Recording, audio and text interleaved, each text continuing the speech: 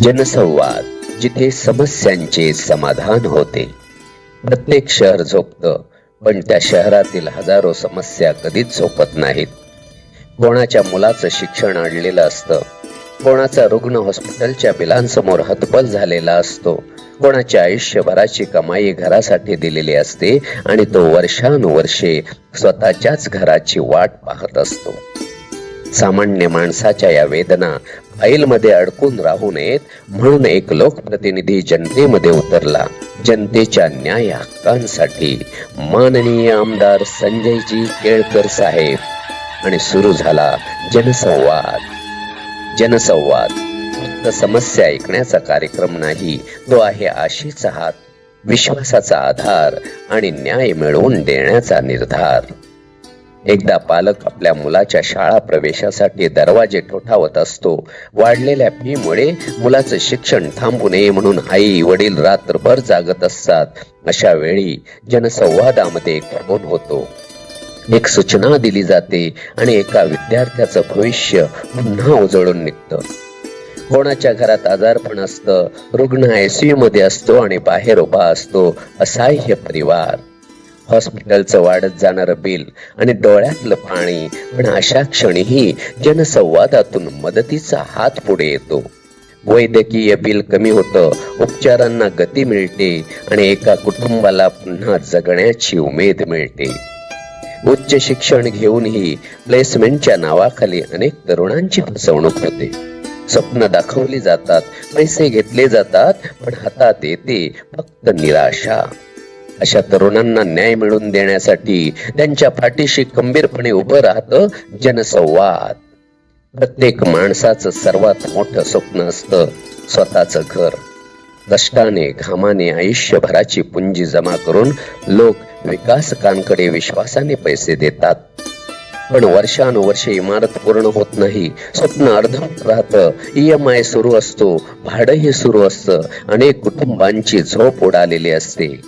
अशा वेळी जनसंवाद फक्त एक बैठक राहत नाही, तो बनतो न्यायासाठीचा लढा.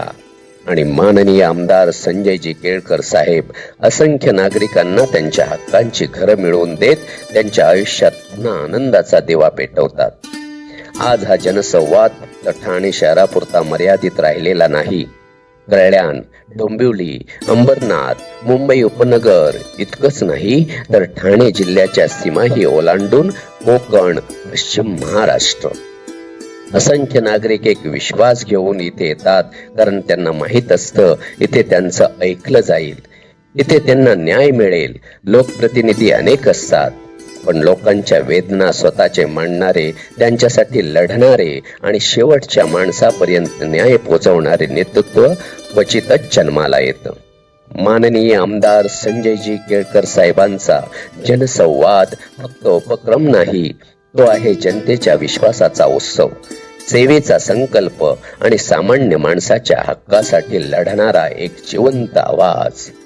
इथे फक्त निवेदने गोळा केली जात नाहीत, तर त्या निवेदनातील समस्या सोडवण्यासाठी यंत्रणा कामाला लागते. आजवर जनसंवादाचे 100हून अधिक कार्यक्रम यशस्वीपणे पार पडले आणि हा प्रवास अजूनही अविरत सुरू आहे.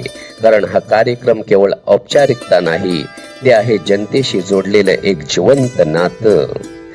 या जनसंवादाला वेळेची मर्यादा नसते.